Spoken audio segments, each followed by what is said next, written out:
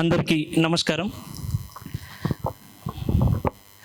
దరిద్రులకు నారాయణుడతడు, అశేష మాస్టర్లను కలిగినటువంటి ఆగర్భ శ్రీమంతుడతడు. అలాంటి బ్రహ్మర్షి పత్రిజీ గారి యొక్క కార్యక్రమం లోపల మనం ఉన్నాం. ఒకసారి గట్టిగా చప్పట్లు కొడదాం. మన మాస్టర్కి గట్టిగా చప్పట్లు. సరిపోదు ఈ ఎనర్జీ, ఇంకా కొంచెం ఎక్కువ ఎనర్జీ. Wonderful wonderful wonderful. జై హిందే మన మాట, జనగణమన మన పాట, స్వతంత్రమే మన కోట, సమైక్యతే మన బాట అని చెప్పేసి ఇప్పుడే సార్ చెప్పారు. అంటే మనం భారతదేశంలో ఉన్నాము.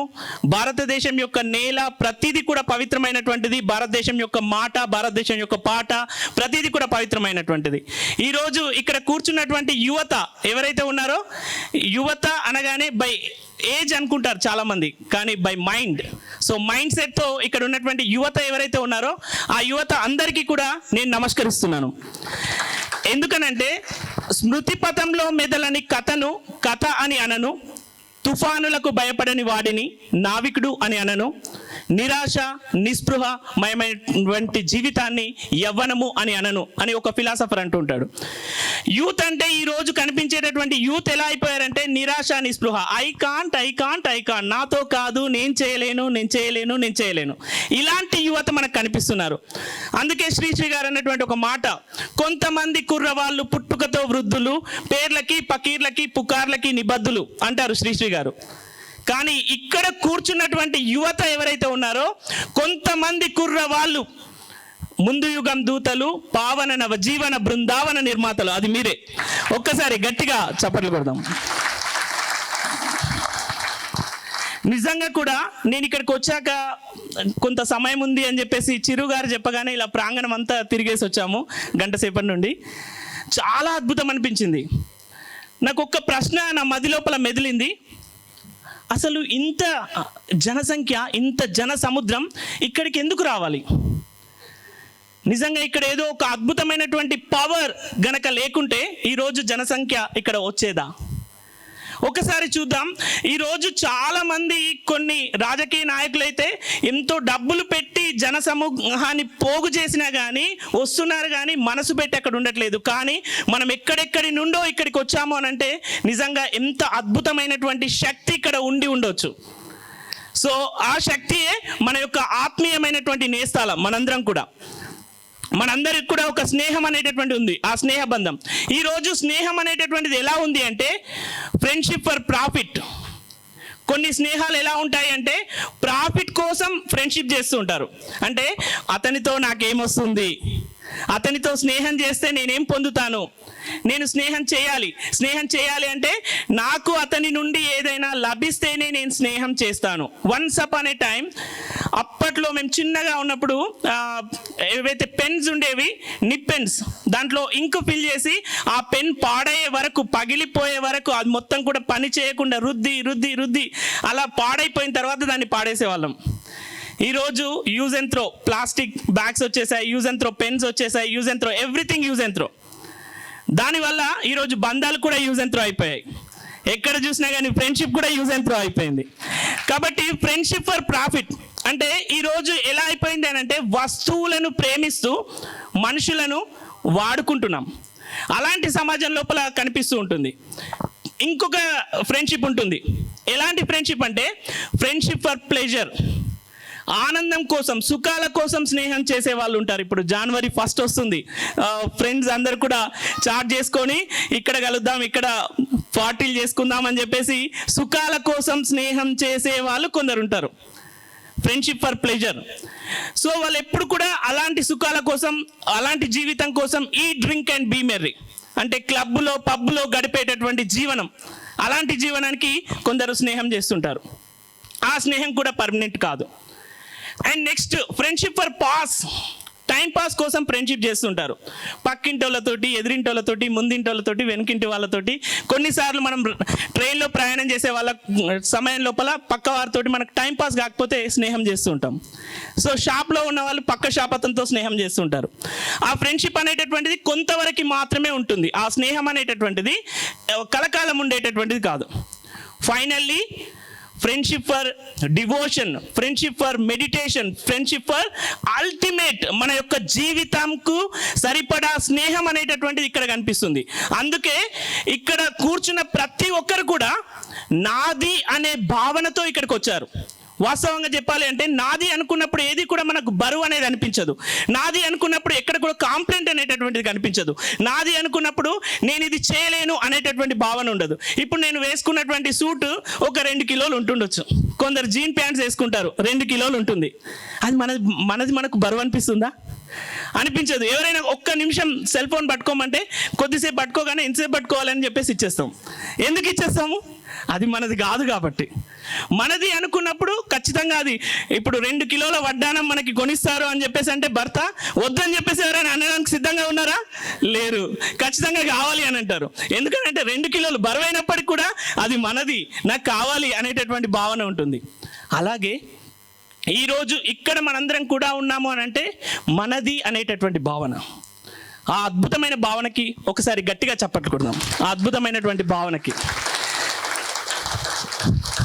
సో ఈరోజు మనకి ఇచ్చినటువంటి పత్రిజీ ఇచ్చినటువంటి ఒక అద్భుతమైనటువంటి శక్తి ధ్యానం. ప్రపంచం మొత్తం కూడా ఈరోజు ప్రపంచం లోపల చాలా ఎక్స్పెరిమెంట్ జరిగాయి. రైట్ బ్రదర్స్ ఎవరైతే ఉన్నారో వాళ్ళు ఎన్నిటిపైన ప్రయోగాలు చేశారు.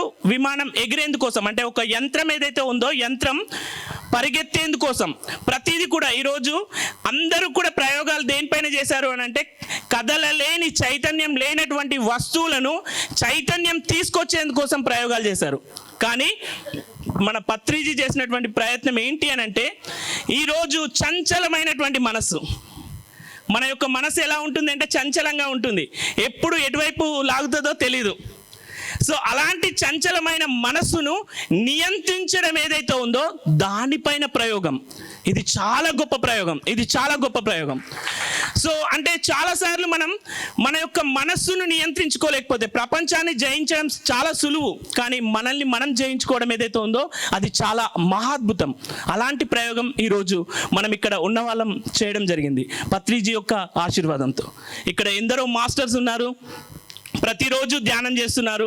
ధ్యానం నాతో పాటు నాకు పరిచయం చేసినటువంటి రామ్ సార్ గారికి, మరి అంతేకాకుండా రమేష్ సార్ గారికి నేను అడుగుతుంటాను, ధ్యానం ఎందుకు చేయాలి? అరే ధ్యానం చేస్తే ఏమొస్తుంది? ధ్యానం అనేటటువంటిది నిన్ను ఒక మనిషి నుండి భగవంతునిగా నిన్ను నడిపించగలుగుతుంది. ధ్యానం అనేటటువంటిది మనిషి నుండి అంటే ఒక ఆర్డినరీ పర్సన్ నుంచి ఎక్స్ట్రాడినరీ పర్సన్గా మనం మారేటటువంటి అవకాశం మనకు ధ్యానం ద్వారా లభిస్తుంది. అంటే ఈరోజు జీవితం అంటే ఎట్లా ఉంది అని అంటే జీవితం అనేటటువంటిది ప్రతి ఒక్కరు కూడా ఈరోజు జీవితం అనగానే జీవితం లోపల మనం అన్నీ చూస్తుంటాం. ఘోరమైనటువంటి పరాభవాల్ని చూస్తుంటాం, ఘనమైనటువంటి విజయాలను చూస్తుంటాం. జీవితం లోపల బాధించేటటువంటి బంధువులను చూస్తుంటాం, ప్రేమించే బంధాన్ని చూస్తుంటాం. జీవితం లోపల ఎప్పుడు కూడా కక్షలు కార్పణ్యాలు పెట్టుకున్నటువంటి వ్యక్తులను మనం చూస్తుంటాం. అంతేకాకుండా మనకి అన్కండిషనల్ లవ్ పంచేటటువంటి వాళ్ళను మనం చూస్తుంటాం. జీవితం అనేటటువంటిది సుఖదుఖాల సంగమం. అలాంటి జీవితం లోపల మనకు ఈ ధ్యానం అనేటటువంటిది ఏదైతే ఉందో మనల్ని ఒక అల్టిమేట్ మార్గం వైపు నడిపించేటటువంటి శక్తి ఒక ధ్యానానికి మాత్రమే ఉంది. అలాంటి ధ్యానం ఇక్కడ ఉన్నటువంటి ప్రతి ఒక్కరం చేస్తున్నాం. కాబట్టి ప్రతి ఒక్కరికి నేను శిరస్సు వంచి నమస్కరిస్తున్నాను. అయితే చాలా మనకి అంటే ఇక్కడ కూర్చున్నాం, యూత్ అవేకెనింగ్ సార్ చెప్పారు. ఈరోజు యువత ఎలా ఉన్నారు అని అంటే 5 రకాలుగా యువత కనిపిస్తూ ఉంటారు. 5 రకాలుగా కనిపిస్తుంటారు. ఫస్ట్ ఎలాంటి యూత్ అంటే ఇన్యాక్టివ్ యూత్. ఇన్యాక్టివ్ యూత్ అంటే ఎలా ఉంటారు అని అంటే వాళ్ళు ఎప్పుడు చూసినా కానీ సమూహంలోనే ఉంటారు, కానీ సమూహంలో ఉండనట్టుగానే ఉంటారు. ఇక్కడ కూడా కొన్నిసార్లు మనం కూర్చుంటాం, వింటున్నట్టుగానే ఉంటాం, కానీ ఏం వింటామో మనకు తెలియదు. అంటే ఇన్యాక్టివ్ యూత్ ఎవరైతే ఉన్నారో ఎక్కడైనా సరే మనకు కనిపిస్తూ ఉంటారు. ఇన్యాక్టివ్ ప్రక్కన మనం చాలాసార్లు మనం మంచి ఎంతైతే చేస్తున్నామో చెడును ఎదిరించడం కూడా అవసరమే. చెడును ఒకవేళ మనం ఎదిరించలేకపోతే మనం చేస్తున్నటువంటి మంచికి అర్థం ఉండదు. కొన్నిసార్లు కోర్స్ అంటే మనకి చాలాసార్లు అనుకుంటాం సముద్రం లోపల షుగర్ తీసుకుపోయేస్తే ఆ సముద్రం అంతా కూడా తీయగా అయిపోతుందా? కాదు. కోర్స్ నువ్వు తీసుకొని ఒక గ్లాస్లో నీళ్ళని తీసుకొని ఆ నీళ్ళలో నువ్వు షుగర్ వేయు, అది తీయగా అవుతుంది. ఉన్నటువంటి నీ పక్కన ఉన్నటువంటి సమాజాన్ని మార్చేందుకోసం ప్రయత్నం చేయడం ఏదైతే ఉందో ప్రతి ఒక్కరి యొక్క ధర్మం. కానీ ఈరోజు inactive youth 79% of the youth ఎవరైతే ఉన్నారో ఇన్యాక్టివ్గా ఉంటున్నారు. అంటే వేరే వాళ్ళతో నాకు సంబంధం లేదు, పక్క వాళ్ళతో నాకు సంబంధం లేదు, ఇలాంటి యూత్ మనకు కనిపిస్తూ ఉంటారు. వాళ్ళు చేసే పని కూడా ఎలా ఉంటుందంటే మీడియోకోర్గా ఉంటుంది. అంటే ఏదో నడుస్తుందా, నడుస్తుంది. ఎట్లాగంటే మనం ఎప్పుడైతే ట్రైన్లో వెళ్ళే టైం లోపల ఛాయ్ కనిపిస్తుంది, ఆ ఛాయ్ ఎట్లా ఉంటుంది, అక్కడ మాత్రమే ఆ ఛాయ్ తాగలుగుతాం, బయట తాగలేం. అంటే అది ఎవరు కూడా తీసుకోరు. సేమ్ అట్లాగే అంటే వాళ్ళు చేసే పని అలా ఉంటుంది. కానీ మన లైఫ్లో మనం ఏదైతే చేస్తున్నామో ఆ చేసే పని ఒక అద్భుతంగా ఉండాలి. ఒక శిల్పి ఒక విగ్రహాన్ని చెక్కుతున్నారంట. 80 అడుగుల విగ్రహం చాలా అద్భుతంగా చెక్కాడు. చెక్కిన తర్వాత అలాంటి విగ్రహమే కృష్ణుని యొక్క విగ్రహం ఇంకో విగ్రహాన్ని చెక్కుతున్నాడు. నాలాంటి ఒక వ్యక్తి వచ్చి అడిగాడు, అరే అద్భుతమైన విగ్రహం చెక్కావు, మళ్ళీ ఇంకో విగ్రహం ఎందుకు చెక్కుతున్నావు అని అంటే, నేను చెక్కే సమయం లోపల ఆ కృష్ణుని యొక్క నోస్ట్రిల్ ఏదైతే ఉందో అక్కడ నాసికం దగ్గర చిన్న హోల్ పడింది, దాన్ని కవర్ చేయలేను, కాబట్టి నేను ఇంకో కొత్త విగ్రహాన్ని చెక్కుతున్నాను అని చెప్పాడు. అరే ఆల్రెడీ ఇది 80 అడుగుల విగ్రహం, ఇంత పెద్ద విగ్రహం పైన ఉన్న తర్వాత అసలు కనిపించదు, నువ్వు ఇంత కష్టపడడం ఎందుకు అని చెప్పేసి అంటే, నేను ఎవరో చూస్తారని నేను చెక్కట్లేదు, నేను దీంట్లోపల ఒక సజీవమైనటువంటి శ్రీకృష్ణ పరమాత్మని నేను సృష్టించేందుకోసం ఒక కళాకారుడిగా నేను తప్పిస్తున్నాను, నా యొక్క ఎక్సలెన్స్ని అందించేందుకోసం నేను ప్రయత్నం చేస్తున్నాను, అందుకోసం దీన్ని చెక్కాను అని చెప్పేసి అతను చెప్తుంటాడు. మన లైఫ్ లోపల ఎప్పుడైతే ఇన్యాక్టివ్గా ఉంటామో నడుస్తుంది, చలేగా ఇలా ఉంటే మన జీవితం లోపల అనుకున్నటువంటి అడుగు మనం వేయలేం. రెండో category reactive people, reactive youth కనిపిస్తుంటారు. ఈరోజు మనం ఎక్కడైనా చూడండి ప్రతిదానికి రియాక్ట్ అవుతూ ఉంటారు. ఏదైనా సరే, ఏమైనా చిన్న దానికి కూడా రియాక్ట్ అవుతూ ఉంటారు. ఒక ముగ్గురు వ్యక్తులు ఎవరైతే ఉన్నారో, రమేష్, సురేష్, నరేష్, ముగ్గురు ఒక కెఫెటోరియాకి వెళ్ళారంట. కాఫీ ఆర్డర్ చేశారు, మంచి కాఫీ వచ్చింది, కాఫీ తాగారు. కాఫీ తాగడం అయిపోయింది, ఒక కాక్రోచ్ వచ్చి పడింది. సురేష్ అరుస్తున్నాడు, ఓ కాక్రోచ్ అని అరుస్తున్నాడు. ఈ నరేష్ ఆ బేరని కొట్టదనుకోండి, అరే ఏం మెయింటైన్ చేస్తావు, ఇట్లనే నా మెయింటెనెన్స్ అనేది ఇట్లనే ఉంటుందా అని చెప్పేసి విపరీతంగా క్లాస్ విక్తున్నాడు. కానీ రమేష్ ఏం చేశాడు అంటే, ఆల్రెడీ మనం కాఫీ తాగడం అయిపోయింది, సో దాని గురించి ఇంకా చర్చ ఎందుకు అని చెప్పేసి ఒక గ్లాస్తో ఆ కాక్రోచ్ని క్లోజ్ చేశాడు. సో ఇక్కడ నరేష్ అండ్ సురేష్ చేసినటువంటి యాక్షన్ ఏమంటామనంటే, they react to the situation. But Ramesh చేసినటువంటి యాక్షన్ని హీ రెస్పాండ్ ద సిచ్యువేషన్. మన ఎలాంటి పరిస్థితిలో అయినా సరే రియాక్ట్ అవ్వడం కాదు, రెస్పాండ్ అవ్వడం నేర్చుకోవాలి. కానీ ఈరోజు సమాజం లోపల మనం చూస్తున్నాం చాలాసార్లు చాలా సమస్యలు రియాక్ట్ అవుతూనే స్టార్ట్ అవుతున్నాయి. నిన్న నేను ఒక స్కూల్ లోపల టీచర్స్కి కౌన్సిలింగ్ ఇచ్చాను. అక్కడ ఏంటి అని అంటే అందరు కూడా డిఫరెంట్ కౌన్సిలింగ్ 1 by 1 అంటే వాళ్ళు ఆ స్కూల్ వాళ్ళు నెక్స్ట్ అకాడమిక్ ఇయర్ కోసం టీచర్స్ని తీసుకోవాలంటే చాలామంది వాళ్ళు నెక్స్ట్ అకాడమిక్ ఇయర్ చేయము అని చెప్పారు. ఎందుకు చేయమంటున్నారు అని అంటే, ఆ టీం ఉంటే మేము చేయం, ఒక టీం ఇటువైపు ఒక టీం ఇటువైపు ఒక టీం, వాళ్ళని ఉండాలి మేమని ఉండాలి. వీళ్ళు 8 మంది ఉన్నారు, వాళ్ళు 12 మంది ఉన్నారు. ఇప్పుడు కరస్పాండెంట్కి ఒక పెద్ద సమస్య అయిపోయింది, వీళ్ళ నుంచాలా. సో అందుకే కౌన్సిలింగ్ కండక్ట్ చేయడం జరిగింది. అంటే ఈరోజు సమాజం లోపల మనం చూస్తున్నాం, ఒక టీం వర్క్ చేయాలి అని అంటే నేను చేయను, వాళ్ళతో చేయను, రియాక్ట్. ఈ రియాక్ట్ పీపుల్ వల్ల సమాజానికి చాలా నష్టం జరిగేటటువంటి ప్రమాదం ఉంది. ఎప్పుడు కూడా వాళ్ళు రియాక్ట్ అవుతూనే ఉంటారు. And third category active people. Active people అంటే ప్రతి దానికి కూడా వాళ్ళు యాక్టివ్గా ఉంటారు. వాళ్ళ యొక్క పని ఏంటి, వాళ్ళ యొక్క ధర్మం ఏంటి అనేటటువంటిది వాళ్ళు చేసేటటువంటిది ఏదైతే ఉందో that is call active people. అంటే వాళ్ళ యొక్క ప్రతిదీ తెలుసు, ఏం చేయాలి, ఎలా ఉండాలి అనేటటువంటిది యాక్టివ్గా ఉన్న వాళ్ళకి ప్రతి క్షణం కూడా తెలుసు. సో వాళ్ళను యాక్టివ్ పీపుల్ అంటారు. వాళ్ళ యొక్క 24/7 వాళ్ళ యొక్క కేటగిరీ ఏదైతే ఉందో అద్భుతంగా వాళ్ళు కేటగిరైజ్ చేసుకుంటారు. వాళ్ళ యొక్క సమయ సారిణిని కరెక్ట్గా వాళ్ళు సెట్ చేసుకుంటారు. Active people. And finally proactive people. Next one proactive people. Proactive people అంటే ఎవరు అని అంటే వీరికి తెలుసు నెక్స్ట్ సమాజం ఎలా ఉంటుంది, సమాజంలో నేను ఎలా ఉండాలి, సమాజం నాకేమిస్తుంది, అంతేకాకుండా సమాజానికి నేనేమి ఇవ్వాలి. సో ఒక 10 సంవత్సరాల తర్వాత ఇప్పుడు వస్తున్నటువంటి 21st సెంచరీ స్కిల్స్ ఏంటి, డిజిటల్ ఐడెంటిటీ ఏంటి, ఎలా ఉండాలి అనేటటువంటిది ప్రొయాక్టివ్ పీపుల్కి తెలుసు. అంతేకాకుండా ఒక పేరెంట్గా ఉంటే నా కొడుక్కి ఎలాంటి చదువు చదివించాలి, అంతేకాకుండా ఎలాంటి నైపుణ్యాలు పెంచాలి అనేటటువంటి ఒక పేరెంట్కి తెలుసు. ఒక యువత ఎవరైతే ఉన్నారో 5 సంవత్సరాల క్రితం స్విగ్గీ జొమాటో లేదు, ఈరోజు 5 సంవత్సరాల తర్వాత స్విగ్గీ జొమాటో రావడంతో 2 లక్షల ఉద్యోగాలు వచ్చాయి. నెక్స్ట్ మళ్ళీ ఒక 5 సంవత్సరాల తర్వాత ఈ ఉద్యోగాలు అనేటటువంటివి ఉండవు. ఈరోజు చూస్తున్నాం ప్రతి ఒక్కరు కూడా మనకు ఒక ఉపోద్ఘాతం రాబోతుంది. ఎలాంటి ప్రళయం వస్తుంది అని అంటే నిరుద్యోగ సమస్య. సో ఈ నిరుద్యోగ సమస్యకి మరి మనం పరిష్కారం ఏమి ఇవ్వాలి, ఎలాంటి నైపుణ్యాలు కావాలి అనేటటువంటిది యువత ఆలోచించాల్సినటువంటి అవసరం ఉంది. ఆలోచించేటటువంటి యువతనే ప్రొయాక్టివ్ యూత్ అంటారు. And finally last one adaptive youth. Adaptive youth అంటే ఎవరు అని అంటే ఇక్కడ మనం కూర్చున్న వాళ్ళందరూ కూడా అడాప్టివ్ యూతే. ఇక్కడ కూర్చున్న వాళ్ళందరూ కూడా అడాప్టివ్ యూతే. అడాప్టివ్ యూత్ అంటే ఏంటి అని అంటే మనం చేస్తున్న పని గురించి మనం పదే పదే మనల్ని ప్రశ్నించుకున్నప్పుడు మనకి ఏదైతే మన హృదయాన్ని తాకుతుందో, మన హృదయాంతరాలోకి వెళ్తుందో, ఎప్పుడైతే మన సోల్ని టచ్ అయినటువంటి క్వశ్చన్కి ఆన్సర్ ఏదైతే ఉందో, నేను ఏదైతే చేస్తున్నానో అది నాకు నచ్చినప్పుడు వాళ్ళను అడాప్టివ్ యూత్ అంటారు. మనం చేసే పని మనకు నచ్చాలి. ఈరోజు చాలా పెద్ద సమస్య, ప్రపంచంలో ఎదుర్కొనేటటువంటి పెద్ద సమస్య ఏంటి అని అంటే మనం చేస్తున్న పని మనకు నచ్చకపోవడం. అయితే ప్రేమించిన అమ్మాయిని పెళ్లి చేసుకోవడం, లేదా పెళ్లి చేసుకున్న వాళ్ళని ప్రేమించేటట్టుగా తయారు చేసుకోవడం, ఇది లేకపోవడంతో అంటే ఇక్కడ నేను చెప్పే విషయం ఏంటి అని అంటే మన లైఫ్ లోపల మనం చేస్తున్న పని నచ్చలేదు, అరే నేను ఇది చేయాలనుకున్నా, ఇది చేస్తున్నా అని అనుకుంటే ఒక 50% ఎనర్జీ మనం లాస్ అవుతుంది. రీసెంట్లీ బిల్ గేట్స్ 2014లో ఒక ఇంటర్వ్యూ కండక్ట్ చేశాడు. ఇంటర్వ్యూ కండక్ట్ చేసినప్పుడు అప్పుడే మైక్రోసాఫ్ట్ ఏదైతే ఉందో హయ్యర్ లెవెల్లో ఉన్న సమయం లోపల అందరినీ కూర్చుండబెట్టి ఇలాగే ఒక ప్రశ్న అడిగాడు. If you will become a CEO of Microsoft, what is your reflections అని అడిగాడు. మీరే గనక మైక్రోసాఫ్ట్ CEO అయితే మీ ప్రతిస్పందన ఏంటి అని అడిగాడు. చాలా మంది చాలా రకాల సమాధానాలు చెప్పారు, కానీ బిల్ గేట్స్ ఇంప్రెస్ కాలేదు. I will develop my company అని చెప్పారు, నన్ను నమ్ముకో, ఉన్నది అమ్ముకో అని చెప్పారు, రకరకాల ఆన్సర్ చేశారు. But bill gates not impressed.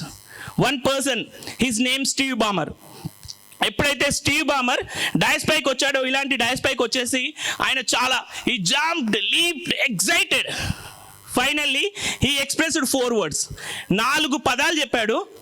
Bill gates impress అయిపోయాడు. 4 పదాలు. ఆ 4 పదాలు ఏమై ఉంటాయి ఎవరైనా చెప్పగలుగుతారా? 4 పదాలు బిల్ గేట్స్ని ఇంప్రెస్ చేశాయి. Very simple. ఆయన ఏం చెప్పాడు అని అంటే I love my company. Very simple. నేను నా కంపెనీని ప్రేమిస్తున్నాను. సో ఇదొక్క ఫార్ములా 2014 నుండి 2020 వరకు ఎప్పుడైతే స్టీవ్ బామర్ CEOగా ఉన్నాడో, CEOగా ఉన్న తర్వాత ఈ ఒక్క formula I love my company అనేటటువంటి ఫార్ములాతో కంపెనీని ఒక్కసారిగా 2 చేశాడు. అంటే ఇక్కడ నేను చెప్పే విషయం ఏంటి అని అంటే సైకాలజీ ఏం చెప్తుంది అని అంటే కొన్నిసార్లు మనకు దాహం వేసినప్పుడు మనం వాటర్ తాగితే ఒక 20% హ్యాపీనెస్ కలుగుతుంది. మనం కొన్నిసార్లు కాఫీ తాగుతుంటాం, కాఫీ ఇష్టమైన వాళ్ళు కాఫీ, టీ ఇష్టమైన వాళ్ళు టీ తాగుతుంటారు, 30% హ్యాపీనెస్ కలుగుతుంది. కాఫీ అనగానే కొందరు నోళ్ళు ఊరుతున్నాయి, ఓకే. అండ్ కొందరికి కొంత ఫుడ్, రకరకాల ఫుడ్ ఇష్టం, ఆ ఫుడ్ తిన్నప్పుడు 30% హ్యాపీనెస్ కలుగుతుంది. మనం వేసుకునే దుస్తులు ఏవైతే ఉంటాయో మనకు ఒక 50% హ్యాపీనెస్ని ఇస్తాయి. మనకు నచ్చిన లొకేషన్ 70% హ్యాపీనెస్ని ఇస్తుంది. కానీ 100% ఎప్పుడు మనం హ్యాపీగా ఉంటాం, 100% మనం ఎప్పుడు హ్యాపీగా ఉంటామంటే మనకు ఏదైతే నచ్చుతుందో అది చేసినప్పుడు మనకి 100% హ్యాపీనెస్ కలుగుతుంది. 100% హ్యాపీనెస్ కలుగుతుంది. సో మన లైఫ్లో 100% హ్యాపీనెస్గా ఉండాలి అంటే మనం ఇష్టపడుతున్నటువంటిది, మనం చేస్తున్నటువంటి పనిని మనం ఇష్టపడాలి first. So that is all about our mindset. మన మైండ్ సెట్ని మనం సెట్ చేసుకున్నాము అంటే అంతా కూడా ఇక్కడే ఉంటుంది. మన మైండ్ని సెట్ చేసుకుంటే ఏదైనా చేయొచ్చు. అరే ఒక అమ్మాయి తను ఎప్పుడైతే రైల్లో నుంచి 4 గూండాలు తోసేస్తే కింద పడిపోయిన తర్వాత తన కాలి నుండి 49 ట్రైన్స్ అటుగా ఇటుగా వెళ్ళిన తర్వాత తనని హాస్పిటల్లో జాయిన్ చేస్తే మార్నింగ్ 3 AM 6 గంటల తర్వాత ఒక రైల్వే ప్రొటెక్షన్ ఫోర్స్ కానిస్టేబుల్ తీసుకెళ్ళి ఒక చిన్న ప్రైమరీ హెల్త్ సెంటర్లో జాయిన్ చేస్తే తనకు అప్పటికీ తన ప్రాణంతో ఉన్న సమయం లోపల అక్కడ సోఫిస్టికేటెడ్ ఎక్విప్మెంట్ లేకుండా తనకు యాంప్యూటేట్ కాల్ని తీసివేయాలి అనుకున్న సమయంలో అప్పుడు డాక్టర్ తనను టచ్ చేసేందుకోసం భయపడే సమయం లోపల తను చెప్పిన మాట ఏంటి అని అంటే, అనెస్థియా కూడా లేదు, మత్తు ఇంజెక్షన్ లేకపోయినా పర్వాలేదు, నా కాల్ని తీసివేయండి అని చెప్పింది. అది కాదా మైండ్ సెట్? తనకు కాలును తీసివేశాక అందరూ వచ్చేసి అయ్యో నువ్వు నేషనల్ లెవెల్ వాలీబాల్ ప్లేయర్గా ఉండాల్సినటువంటి దానివి ఇక్కడున్నావా అని చెప్పేసి మనలాంటి వాళ్ళు కన్సోల్ చేసినప్పుడు, అరే నేను అనుకుంటే ఈరోజు కూడా మౌంట్ ఎవరెస్ట్ ఎక్కుతాను అని చెప్పేసి అనుకున్న తర్వాత మౌంట్ ఎవరెస్ట్ ఎక్కేందుకోసం 3.5 సంవత్సరాల తపన ప్రయత్నం చేశాక ఎప్పుడైతే మౌంట్ ఎవరెస్ట్ ఎక్కుతుంటే first layer, second layer, third layer అలా పైపైకి వెళ్తున్న కొద్దీ ఆక్సిజన్ సిలిండర్ లాస్ట్ బీప్ వచ్చాక తను పైకి వెళ్తే ప్రాణాలు పోతాయి, కిందికి వస్తే ప్రాణాలు ఉంటాయి. కానీ ఆ సమయం లోపల ఒక్కటే అనుకుంది, ఆ సమయం లోపల నొప్పి లేని నిమిషమేది జననమైన మరణమైన జీవితాన అడుగున ఓకే సభీ లోగ్ ఇతిహాస్ పढ़ते हैं, कई लोग इतिहास बनते हैं, इतिहास पढ़ना नहीं है, इतिहास बनना है. నేను చనిపోని కానీ నేను చరిత్ర సృష్టించే చనిపోతానని చెప్పేసి పైకి వెళ్ళి భారత త్రివర్ణ పతాకాన్ని పాతి ప్రాణాలతో తిరిగి వచ్చింది అరుణిమ సిన్హా. ఒక్కసారి గట్టిగా చప్పట్లు కొడదాం. అది కాదా మైండ్ సెట్? అరే ఒక వ్యక్తి ఎవరైతే ఉన్నారో తను 1928 నుండి 1932 వరకు నిరంతర పరిశ్రమ చేసి ఒక మంచి తను షూటర్గా తయారైన తర్వాత, తను ఏదైతే తన చేతి లోపల ఒక గ్రెనేడ్ పేలిన తర్వాత ఒక ఆర్మీ ఆఫీసర్గా తను పనిచేస్తున్న సమయం లోపల తన చేతిలో గ్రెనేడ్ పేలి ఆ చెయ్యి పోయిన తర్వాత ఒకే చేతితో మళ్ళీ ప్రాక్టీస్ చేసి మళ్ళీ 4 సంవత్సరాలు కఠోర పరిశ్రమతో ది బెస్ట్ హ్యాండ్ పోయినప్పటికీ ద ఓన్లీ హ్యాండ్తో తను అనుకున్నటువంటి గోల్ని రీచ్ అయ్యాడు కేరాలి. సో అది కాదా మైండ్ సెట్? మన లైఫ్లో చాలాసార్లు మనం అనుకుంటూ ఉంటాం మైండ్ సెట్ అనేది మనం సెట్ చేసుకునే దాన్ని బట్టే ఉంటుంది. చాలా వరకు 2 రకాల మైండ్ సెట్స్ ఉంటాయి. ఒకటి ఫిక్స్డ్ మైండ్ సెట్, ఒకటి growth mind set. Fixed mind set ఎలా ఉంటుంది అంటే ఇలాగే ఉంటుంది. ఫిక్స్డ్ మైండ్ సెట్ ఇలా ఉంటుంది. గ్రోత్ మైండ్ సెట్ ఇలా ఉంటుంది. ఫిక్స్డ్ మైండ్ సెట్ ఇలా ఉంటుంది అంటే మనం ఫిక్స్ అయిపోతాం, మన యొక్క లైఫ్ కూడా ఇలాగే ఉంటుంది. ఎలాంటి గ్రోత్ అనేటటువంటిది ఇలా ఉండదు. ఫిక్స్డ్ మైండ్ సెట్ ఎలా అంటే ఓకే కొందరు ఫిక్స్డ్ మైండ్ సెట్ ఉంటుంది. ఇక్కడ చాలాసార్లు చాలామంది చెప్తుంటారు మీలో అనంతమైన శక్తి ఉంది అని చెప్పేసి, అయినప్పటికీ అది నాకు కాదు, అది వేరే వాళ్ళకు, నాకు కాదు, వాళ్ళ కోసం చెప్తున్నారు. నాలో అనంతమైన శక్తి ఏం లేదు. సో వాళ్ళది ఫిక్స్డ్ మైండ్ సెట్ అన్నట్టుగా ఏది చెప్పినా అంతే వాళ్ళ ఆలోచన ఉంటుంది. కానీ గ్రోత్ మైండ్ సెట్ ప్రతి దాని నుండి కూడా ఒక్క విషయమైనా నేర్చుకునేందుకోసం ప్రయత్నం చేస్తుంటారు. అరే ఇంత అద్భుతమైన కార్యక్రమం, ఎందరో వక్తలు ఇక్కడికి వచ్చారు, ఎన్నో విషయాలు చెప్పారు. అన్ని విషయాల నుంచి మనం ఒకవేళ క్రోడీకరిస్తే ఎన్నో తెలుసుకుంటాం. కేవలం 1% సరిపోతుంది మనకి. ఇక్కడ ప్రతి వ్యక్తి చెప్పినటువంటి విషయాలు ఏవైతే ఉన్నాయో 1% మనం నేర్చుకున్నా మన జీవితం ఒక అద్భుతమైనటువంటి మార్గం వైపు వెళ్తుంది. మన జీవితం లోపల ఒక అద్భుతమైన దిశ వైపు మనం వెళ్తాం. ఆ 1% ఏంటి అని అంటే కొన్నిసార్లు మనం కార్ డ్రైవ్ చేసే టైం లోపల ఒక్కసారి ఇలా టర్న్ తీసుకున్నాం అనుకోండి, అది డెస్టినేషన్ చేంజ్ అవుతుంది, వెళ్ళేటటువంటి మార్గం చేంజ్ అవుతుంది. అలాగే మన జీవితంలో మనం ఎటో వెళ్తున్నాం, మనం వెళ్ళే సమయం లోపల పత్రిజీ గారి యొక్క మెడిటేషన్ మనకు అందిన తర్వాత మన మార్గం ఓన్లీ 1 డిగ్రీ, 1 డిగ్రీ మారింది. ఆ డిగ్రీ మారితే మన జీవితం లోపల ఎంతో అద్భుతాలను మనం చూడొచ్చు. సో అంటే ఒక 1 డిగ్రీ సెపరేషన్, అంటే 1 డిగ్రీ ఏంటి అని అంటే సముద్రంలో వెళ్ళేటటువంటి షిప్ 360 డిగ్రీలు తిరిగేటటువంటి ఛాన్స్ ఉంటుంది. కానీ 1 డిగ్రీ తిరిగింది అని అంటే దాని యొక్క డెస్టినేషన్, కాంటినెంటల్ డెస్టినేషన్ చేంజ్ అవుతుంది. సో ఇక్కడ మనం కూర్చున్న వాళ్ళం కూడా ఓన్లీ 1%. నేను ఇలా కావాలనుకుంటున్నాను, నేను కావాలనుకునేటటువంటి లక్ష్యాన్ని మనం నిర్దేశించుకొని ఆ లక్ష్యం కోసం ఓన్లీ 1%, 1 డే, ప్రతిరోజు మనం 1 గంట సమయం దానికోసం వెచ్చిస్తే మహానుభావులు అందరూ కూడా ఇక్కడే ఉన్నారు. అంతటి అద్భుతమైనటువంటి మహానుభావులుగా మనం తయారవుతాం. ఒకసారి గట్టిగా చప్పట్లు కొట్టుకుందాం. మైండ్ సెట్ అనేటటువంటిది మనం సెట్ చేసుకునే దాన్ని బట్టే ఉంటుంది. కాబట్టి గ్రోత్ మైండ్ సెట్ ఉండాలా, ఫిక్స్డ్ మైండ్ సెట్ ఉండాలా అనేటటువంటిది మనం ఆలోచించి మనమే నిర్ణయం తీసుకోవాలి. ఎందుకనంటే చాలాసార్లు మనం ఇక్కడికి వచ్చాము అని అంటే ఒక అద్భుతమైనటువంటి శిక్షణ, మన మనసుకు శిక్షణ ఇస్తున్నాం. మన లైఫ్ లోపల 2 రకాలు ఉంటుంది. లోకల్ హార్స్ మనం చూస్తుంటాం, కొన్నిసార్లు కొన్ని గుర్రాలు కనిపిస్తూ ఉంటాయి లోకల్, దానిపైన తిరుగుతుంటే అది ఎటువైపు వెళ్తుందో తెలియదు, ఇట్లా తిరుగుతూ ఉంటుంది, ఎవరు ఎక్కినా తీసుకెళ్తూ ఉంటుంది. దాని యొక్క కాస్ట్ వచ్చేసి 10 లక్షల రూపాయలు ఉంటుంది. అదే రేస్ హార్స్ కాస్ట్ వచ్చేసి 2 కోట్లు ఉంటుంది. రేస్ హార్స్కి అంత కాస్ట్ ఎందుకు, లోకల్ హార్స్కి ఎందుకు ఇంత అని అంటే, లోకల్ హార్స్ ఏం చేస్తుంది అని అంటే ఎవరు రైడ్ చేసినా రైడ్ చేయడానికి యాక్సెప్ట్ చేస్తుంది, ఎటువైపు తీసుకెళ్ళినా అటువైపు వెళ్తుంది. కానీ రేస్ హార్స్ ఎప్పుడైతే రేస్లో పరిగెత్తే సమయం లోపల తన యొక్క రైడర్ ఎవరైతే ఉంటారో ఆ రైడర్ని మాత్రమే యాక్సెప్ట్ చేస్తుంది. అది ముందుకెళ్లే సమయం లోపల 50,000 మంది ఆడియన్స్ యొక్క పల్స్ రేట్ పెరుగుతుంది, హార్ట్ బీట్ పెరుగుతుంది, కమాన్ కమాన్ కమాన్ అని అరుస్తూ ఉంటారు.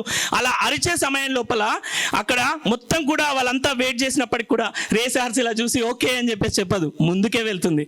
అలా వెళ్తుంది కాబట్టి ఆ రేస్ హార్స్కి అంత డిమాండ్. సో మన జీవితం లోపల కూడా మనం రేస్ హార్స్ లాగా వెళ్ళాలి అని అంటే మన యొక్క ధ్యానం పైన మన యొక్క ఫోకస్ ఉంటే ఇక్కడ కూర్చున్న వాళ్ళ యొక్క విలువ ఆటోమేటిక్గా పెరిగిపోతుంది.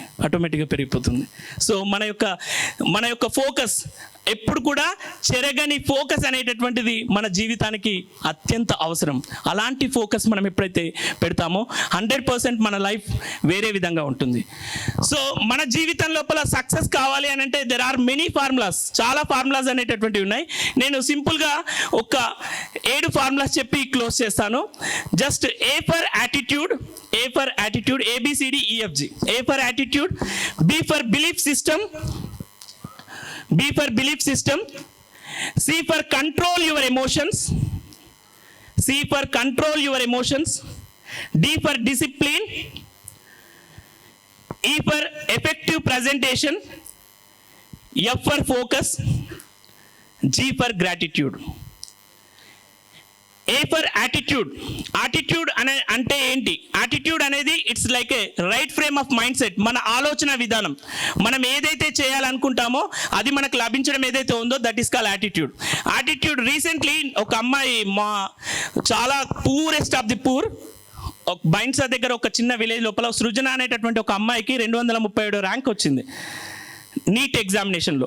తను డాక్టర్ కావాలనుకుంటుంది. నీట్ ఎగ్జామినేషన్ లోపల ఎప్పుడైతే 237 ర్యాంక్ వచ్చిందో నాకు ఒక ఫౌండేషన్ వాళ్ళు పిలిచి అమ్మాయికి సత్కరిద్దాం, అంతేకాకుండా అమ్మాయిని అడాప్ట్ చేసుకుందాం, ఎందుకంటే చాలా పూర్ అని చెప్పేసి అక్కడికి మేము వెళ్ళిన తర్వాత అమ్మాయిని అడిగాను, అమ్మ సృజన నీకు బాధ అనిపించట్లేదా? ఎందుకంటే వాళ్ళ ఫాదర్ ఎవరైతే ఉన్నారో ఫాదర్ ఏం పని చేయడు, మదరే చాలా కష్టపడి పనిచేస్తుంది. నీకు బాధ అనిపించట్లేదా మీ పేరెంట్స్ని చూస్తే?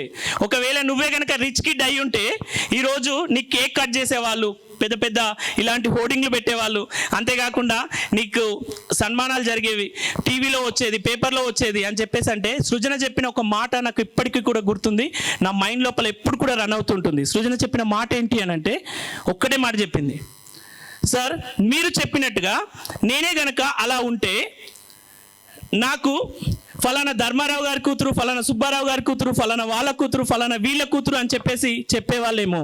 కానీ ఈరోజు నేను మా అమ్మకి మా నాన్నకి పేరు తీసుకొచ్చాను, ఫలానా సృజన వాళ్ళ మదర్, ఫలానా సృజన వాళ్ళ ఫాదర్ అనే పేరు తీసుకొచ్చాను చూడండి, దానికి నేను సంతోషిస్తున్నాను సార్ అని చెప్పేసి చెప్పింది. That is call attitude. అంటే మనం ఆలోచించే విధానం. చాలాసార్లు మనం బ్లేమ్ చేస్తుంటాం. ఎలా బ్లేమ్ చేస్తుంటాం? అరే ఇది ఉంటే బాగుంటుండే, అది ఉంటే నేను ఇలా చేసేవాడిని అని చెప్పేసి బ్లేమ్ చేస్తుంటాం. బ్లేమ్ చేయడం కాదు, జస్ట్ కౌంట్ యువర్ బ్లెస్సింగ్స్. ప్రతి క్షణం కూడా మనకు జరుగుతున్నటువంటి ప్రతి దానికి కూడా మనం కృతజ్ఞత తెలపాల్సినటువంటి అవసరం ఉంది. అది మన యొక్క ఆలోచన విధానం. యాటిట్యూడ్ అనేటటువంటిది చాలా చాలా important. And B for belief system. మనల్ని నడిపించేటటువంటిది ఏంటి అని అంటే మనం ఒక నిష్ట, మనల్ని నడిపిస్తున్నటువంటి బిలీఫ్ సిస్టమ్ ఏంటి అని అంటే మీరు ఎక్కడి వరకు చేరుకోవాలి అనుకుంటే మన గమ్యాన్ని చేరుకునేటటువంటిది మనలో ఉన్నటువంటి సిస్టమ్ ఏంటి అని అంటే that is call belief system. Belief system మిమ్మల్ని నడిపిస్తూ ఉంటుంది. ప్రపంచం లోపల most toughest person in the world మీరు గూగుల్లో సెర్చ్ చేయండి, ఒక పేరు వస్తుంది, డేవిడ్ గాగిన్స్. ఆ డేవిడ్ గాగిన్స్ అనేటటువంటి వ్యక్తి యూ కాంట్ హర్ట్ మీ అనే బుక్ రాశాడు. ఆయన చెప్తున్నటువంటి మాట ఏంటి అని అంటే, ఆయన ఒకప్పుడు 150 కిలోల బరువు ఉండేవాడు. అందరూ కూడా హేళన చేశారు. వాళ్ళ నాన్న విపరీతమైనటువంటి టార్చర్, చిన్నప్పటి నుండి 8 సంవత్సరాల వయసు లోపల విపరీతంగా కొడితే తట్టుకోలేక వాళ్ళ అమ్మ ఇద్దరు బయటకు వచ్చేసి వాళ్ళ అమ్మ చిన్న చిన్న పనులు చేస్తూ అతన్ని చదివించింది. ఆయన సరిగ్గా చదువుకోలేడు. అయినప్పటికీ కూడా డేవిడ్ గాగిన్స్ ఎవరైతే ఉన్నారో చాలా కష్టపడ్డాడు. అలా కష్టపడిన తర్వాత ఆయన డోనట్స్ అంటే ఇష్టం, ఎందుకంటే ఆయనకు చాలా ప్రెషర్ ఉండేది, స్ట్రెస్ ఉండేది, డోనట్స్ బాగా తినేవాడు. అలా 150 కిలోల బరువు పెరిగిపోయాడు. 150 కిలోల బరువు పెరిగిపోయిన తర్వాత అతను నడవడం కూడా కష్టమవుతుంది. ఆ సమయం లోపల ఇలాంటి ఒక మోటివేషన్ క్లాస్ అతని జీవితాన్ని మార్చేసింది. నేను ఇంతకుముందు చెప్పాను కదా, ఒక 1% మన లైఫ్ని ఎంత చేంజ్ చేస్తుంది అనేటటువంటిది. అలాగే ఎక్స్టర్నల్ మోటివేషన్ తన లైఫ్ని చేంజ్ చేసింది. ఆయన విన్నటువంటి మాట, నువ్వు అనుకుంటే ఈ క్షణం కూడా నువ్వు ఏదైనా సాధించగలుగుతావు అన్నది తన మైండ్లోకి తీసుకున్నాడు. అలా మైండ్లోకి తీసుకున్న తర్వాత ఎప్పుడైతే ఎక్స్టర్నల్గా ఆయన ఫిక్స్ అయిపోయాడు, అనుకున్నట్టుగానే 150 కిలోల బరువు ఉన్నటువంటి వ్యక్తి 3 నెలల లోపల నేను 50 కిలోలు తగ్గాలి అని చెప్పేసి ఎప్పుడైతే అనుకున్నాడో ప్రయత్నం చేశాడు. 3 నెలలు ప్రయత్నం చేశాక ఆయన 50 కిలోల బరువు తగ్గడం కాదు, ఆయన 50 కిలోల బరువు తగ్గి 2500 మైళ్ళు నడిచాడు. మారథాన్, అల్ట్రా మారథాన్ అంటాం, అలా నడిచాడు. అతను ఆర్మీ విభాగంలో పనిచేశాడు, అలాగే నేవీ విభాగంలో పనిచేశాడు, అలాగే ఎయిర్ ఫోర్స్. 3కి సంబంధించినటువంటి వ్యక్తి ఎవరైనా ప్రపంచంలో ఉన్నారు అని అంటే అది డేవిడ్ గాగిన్సే. ఒక్కసారి ఆయన గట్టిగా చప్పట్లు కొడదాం. ఇదంతా కూడా ఏంటి అని అంటే మన పైన మనకి ఉండేటటువంటి విశ్వాసం. ఆ డేవిడ్ గాగిన్స్ చెప్పేటటువంటి మాట ఏంటి అంటే, యూ కాంట్ హర్ట్ మీ. చాలాసార్లు మనం ఏం చేస్తుంటామంటే ఫుట్బాల్ అయిపోతుంటాం. ఫుట్బాల్ అని అంటే ఎవరు ఎటుదంతా అటే వెళ్తాం. వాళ్ళు పక్కింటి వాళ్ళు వచ్చేసి నీతో కాదు, నువ్వు చేయలేవు, నీకు చేత కాదు ఇది చెప్పేసేయగానే ఇమ్మీడియట్గా అవును నాతో కాదు. కాంపిటేటివ్ ఎగ్జామ్ చాలా విగరస్గా ప్రిపేర్ అవుతారు. ఒక్కళ్ళు వచ్చి చెప్తుంటారు, అరే 1:1000 ఉంది, 1:1200 ఉంది, 1200 మందిలో ఒక్కరికి జాబ్ వస్తుంది, అది నీకెట్లా వస్తుంది అనుకున్నావు అనగానే ఇమ్మీడియట్గా తగ్గిపోతుంది. ఆ కాన్ఫిడెన్స్ ఎక్కడి నుంచో వచ్చినటువంటి కాన్ఫిడెన్స్ ఆటోమేటిక్గా తగ్గిపోతుంది. అరే ఎందుకు అలా తగ్గిపోతుంది? కాబట్టి మన లైఫ్లో ఆ కాన్ఫిడెన్స్ తగ్గకుండా ఉండాలి అని అనుకుంటే ఒక్కసారి మన లైఫ్లో ఒక స్లోగన్ లాగా తీసుకుందాం, యూ కాంట్ హర్ట్ మీ. ఒకసారి గట్టిగా చెప్దాం, యూ కాంట్ హర్ట్ మీ. ఒక్కసారి గట్టిగా చెప్దాం. ఎస్, మన లైఫ్లో ఎవరు మనల్ని హర్ట్ చేయలేరు వితౌట్ అవర్ పర్మిషన్. మన పర్మిషన్ లేకుండా ఎవరు మనల్ని హర్ట్ చేయలేరు. ఆ విషయాన్ని డేవిడ్ గాగిన్స్ చాలా చక్కగా చెప్పారు. Next, C for control your emotions. మన యొక్క ఎమోషన్స్ ఏవైతే ఉన్నాయో, ఒక కుమ్మరికి తెలుసు తను అంటే మట్టి యొక్క స్వభావాన్ని చూసి ఎలాంటి మట్టో ఒక కుమ్మరి చెప్పగలుగుతాడు. ఎవరైతే వడ్రంగి చెప్పగలుగుతాడు కట్టె యొక్క స్వభావాన్ని చూసి, అలాగే ఒక విత్తి యొక్క స్వభావాన్ని చూసి వ్యవసాయదారు చెప్పగలుగుతాడు ఇది ఏంటి అనేటటువంటిది. అలాగే ప్రతి మనిషి తన లైఫ్లో ఉండేటటువంటి తన యొక్క బాడీ యొక్క స్వభావాన్ని, తన యొక్క మనసు యొక్క స్వభావాన్ని అతనికి తెలిసినా తెలుసుకోలేకపోవడం ఏదైతే ఉందో అది మూర్ఖత్వం. కానీ ఇక్కడ మనం ధ్యానం ద్వారా మనం ఏంటి అనేది తెలుసుకోగలుగుతున్నాం. నో దై సెల్ఫ్. ఇది ఏదైతే ఉందో కంట్రోల్ యువర్ ఎమోషన్స్. మన బాడీ లోపల చాలా ఎమోషన్స్ ఉంటాయండి. మనం బాడీ కోసం చాలా చేస్తుంటాం. నేనైతే మంచి డ్రెస్ వేసుకున్నా ఈరోజు. అంతేకాకుండా బాడీ కోసం చాలా చేస్తుంటారు. బ్యూటీ పార్లర్కి వెళ్తుంటారు అక్కయ్యలు అయితే, అన్నయ్యలు అయితే జిమ్కి వెళ్తుంటారు, ఎక్సర్సైజ్ చేస్తుంటారు, 6 ప్యాక్ అని చెప్పేసి చాలా రకాల బాడీ కోసం చాలా చేస్తుంటాం. కానీ మరి మైండ్ కోసం ఏం చేస్తున్నాం? ఒక్కసారి ఆలోచించండి. మైండ్ కోసం మనం ఏం చేస్తున్నాం? Meditation, great. మైండ్ కోసం అంటే మనం మెడిటేషన్ చేసినప్పటికీ కొన్నిసార్లు మనలో ఉండేటటువంటి మానసిక బలహీనతలు అనేటటువంటివి ఉంటాయి. మైండ్ కోసం మనం చేసేటటువంటి మానసిక బలహీనతలు ఏమేమి ఉంటాయి? మానసిక బలహీనతలు అనంటే చాలా చాలా రకాలుగా, అంటే లో మోటివేషన్, కొన్నిసార్లు మనపైన మనకి నమ్మకం అనేటటువంటిది ఉండదు, ఎలోన్గా ఫీల్ అవుతుంటాం, కొన్నిసార్లు సూసైడల్ థాట్స్ వచ్చేస్తూ ఉంటాయి, కొన్నిసార్లు మనకి అంటే వేరే వాళ్ళు అనేటటువంటి అడ్జస్ట్మెంటల్ ప్రాబ్లమ్స్, ఒక దగ్గర ఉన్నప్పుడు అడ్జస్ట్మెంటల్ ప్రాబ్లమ్స్ వస్తూ ఉంటాయి, హోమ్ సిక్ ఫీల్ అవుతూ ఉంటాం, ఇలా వచ్చిన తర్వాత ఇంటి వైపు మన యొక్క ప్రాణం అటువైపు ఉంటుంది. సో ఇలా చాలా రకాల మానసిక సమస్యలు ఉంటాయి. Mind is master of our body. మన బాడీని ఆడించేది mind can make you, mind can break you. మైండే మనల్ని ఎటువైపు అంటే అటువైపు ఆడించేటటువంటి శక్తి మైండ్కి ఉంది. కాబట్టి ఆ మైండ్ని కంట్రోల్లో ఉంచాలి అని అంటే ఒక పవర్ఫుల్ వెపన్ ఏదైనా ఉంది అంటే దట్ ఈస్ కాల్ మెడిటేషన్. ఎన్నో ఎన్నో ఎన్నో రకాల వెపన్స్ ఉండొచ్చు, కానీ పవర్ఫుల్ వెపన్ మెడిటేషనే. ఈరోజు దీనికోసం చాలా లక్షలు ఖర్చు పెడుతున్నారు మాలాంటి సైకాలజిస్టులు బ్రతుకుతున్నారు అని అంటే ఎందుకంటే మైండ్ యొక్క ప్రాబ్లంతో చాలామంది బాధపడుతున్నారు, నిరాశ నిస్పృహలు అనేటటువంటివి ఉన్నాయి. కానీ ఈ క్షేత్రంకి వచ్చిన తర్వాత అలాంటి నిరాశ నిస్పృహ అనేటటువంటిది ఉండదు. ఎందుకంటే మెడిటేషన్కి అంత అల్టిమేట్ పవర్ అనేటటువంటిది ఉంది. మైండ్తో మనం ఏదైనా చేయొచ్చు, అనుకునేటటువంటి ప్రతిదీ కూడా మనం సాధించవచ్చు. చాలా వరకు ఇక్కడ లా ఆఫ్ అట్రాక్షన్ ట్రైనర్స్ వచ్చారు, వాళ్ళు చెప్పారు విశ్వాన్ని మనం ఎలా అట్రాక్ట్ చేసుకోవాలి, లైక్ అట్రాక్ట్స్ లైక్, మీరు ఏదైతే ఇస్తారో అదే మీరు తిరిగి పొందుతారు. ఇదంతా కూడా ఎస్, కంట్రోల్ యువర్ ఎమోషన్స్. మన ఎమోషన్స్ని మనం కంట్రోల్ చేసుకోవాలి. చాలాసార్లు అఫ్ కోర్స్ ఇది కేవలం సాధన ద్వారా మాత్రమే సాధ్యమవుతుంది. కొన్నిసార్లు కోపం వచ్చేస్తుంటుంది, కొన్నిసార్లు ప్రతి ఒక్కరు అన్కంట్రోల్డ్ యాంగర్. ఈరోజు ప్రపంచం మొత్తంలో యువత 2 సమస్యలతో బాధపడుతుంది. ఒకటి ఏంటంటే అన్కంట్రోల్డ్ యాంగర్, విపరీతమైన కోపం వచ్చేస్తుంటుంది. అనే scale of 1 to 10 anger scale ఒకవేళ 1 నుంచి 10 వరకు అనుకుంటే 1 నుంచి 5 వరకు అఫ్ కోర్స్ మనం కొంచెం చిరాకుగా, కొంచెం పరాకుగా, కొంచెం గట్టిగా, కొంచెం ఇంకా ఇలా కనిపిస్తూ ఉంటుంది. కానీ 5 వరకు ఓకే. 6 వచ్చింది అనుకోండి అబ్యూజివ్ లాంగ్వేజ్ మాట్లాడుతుంటాడు. 7 వచ్చింది అనుకోండి ఏది చేతులు ఉంటే అది విసిరేయడం. 8 అయితే వాల్యుబుల్ థింగ్స్ విసిరేస్తుంటాడు. 9 అనుకోండి వాళ్ళే హర్ట్ చేసుకోవడం, గట్టిగా వెళ్ళి గోడ కొట్టుకోవడం, సెల్ఫ్ హర్ట్ చేసుకోవడం, సెల్ఫ్ బైట్ చేసుకోవడం, ఇది ఏదైతే ఉందో 9. 10 అని అంటే అవతల వాడిని కొట్టడం. సో ఈరోజు యువత చాలాసార్లు అన్కంట్రోల్డ్ యాంగర్తో బాధపడుతుంది. అండ్ ఇంకో సమస్య ఏంటి అని అంటే ప్రతి ఒక్కరూ ఫేస్ చేసేటటువంటి సమస్య మొబైల్ అడిక్షన్. మొబైల్ అడిక్షన్ ఎంత దారుణమైనటువంటి మొబైల్ అడిక్షన్ ఉంది అని అంటే ఆఫ్టర్ కోవిడ్-19 ప్రతి ఒక్కరు కూడా ప్రాబ్లం ఫేస్ చేస్తున్నటువంటిది ఏంటి అంటే attention deficiency disorder. Attention deficiency disorder అంటే మీరు వెళ్ళిన తర్వాత మిమ్మల్ని మీరు టెస్ట్ చేసుకోవచ్చు. 1 నుండి 1000 మీరు రాయగలిగితే మీకు అలాంటి డిజార్డర్ లేనట్టే. 1 నుండి 1000 రాసే సమయం లోపల 764 దగ్గర 778 దగ్గర ఎక్కడో ఒక దగ్గర పొరపాటు చేశారు అంటే ఆ అటెన్షన్ డెఫిషియన్సీ డిజార్డర్తో మీరు బాధపడుతున్నట్టే. చాలా వరకు యువత ఎవరైతే ఉన్నారో ఇక్కడ మనం ధ్యానం చేస్తున్నాం, సాధన చేస్తున్నాం కాబట్టి 100% అలాంటి డిజార్డర్ మనకు లేదు. కానీ ఈరోజు యువత ఎలా అయిపోయారంటే లిజనింగ్ ఎబిలిటీ తగ్గిపోయింది, రీడింగ్ ఎబిలిటీ తగ్గిపోయింది, రైటింగ్ ఎబిలిటీ తగ్గిపోయింది, ఓన్లీ వాచింగ్ ఎబిలిటీ. ఇట్లా పోతుంది, ఇన్స్టా లోపల రీల్స్ ఇట్లా పోతుంది, వాట్సాప్ స్టేటస్లు ఇట్లా పోతుంది, అంతే, ఓన్లీ వాచింగ్ ఎబిలిటీ. కానీ ఆ వాచింగ్ ఎబిలిటీ కానీ ఇక్కడ కూర్చున్నటువంటి మనం ఎంత చక్కగా వింటున్నాం. నిజంగా చాలా అద్భుతమైనటువంటి విషయం.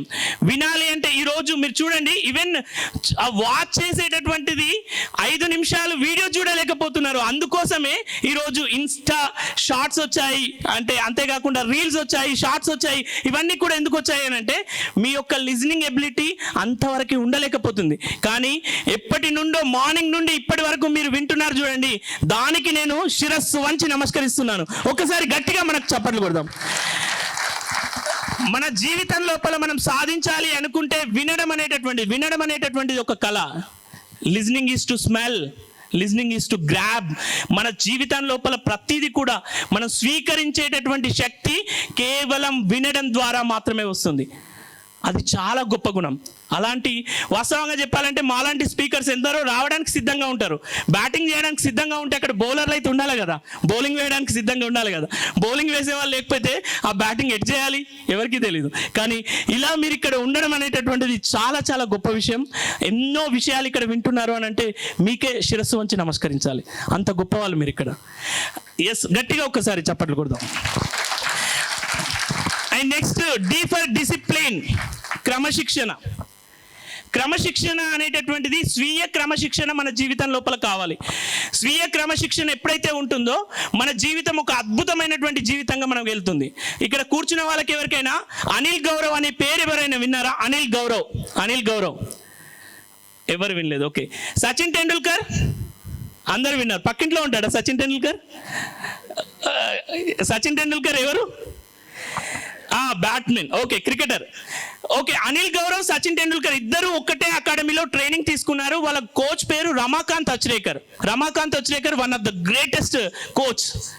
అయితే రమాకాంత్ అచ్రేకర్ సచిన్ టెండూల్కర్ కంటే గ్రేటెస్ట్ ప్లేయర్ ఎవరు అని ఎప్పుడు అడిగినా చెప్పేటటువంటి పేరు ఏంటంటే అనిల్ గౌరవ్.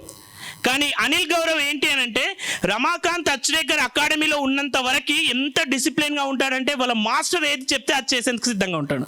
ఇంటికి వెళ్ళిన తర్వాత కొన్నిసార్లు మనది కూడా అలాగే అవుతుంది కదా, ఆయన కూడా అలాగే అన్నట్టు. ఈవినింగ్ అయిందంటే dreams, drinks, drums, drugs, Facebook, WhatsApp, TikTok, PUBG, ఈ drink and be merry, club, pub, ఇలాంటి లైఫ్కి అలవాటు పడిపోయాడు. అలా అతని యొక్క జీవితం కెరియర్ మెల్లిమెల్లిగా తగ్గుతూ వచ్చింది.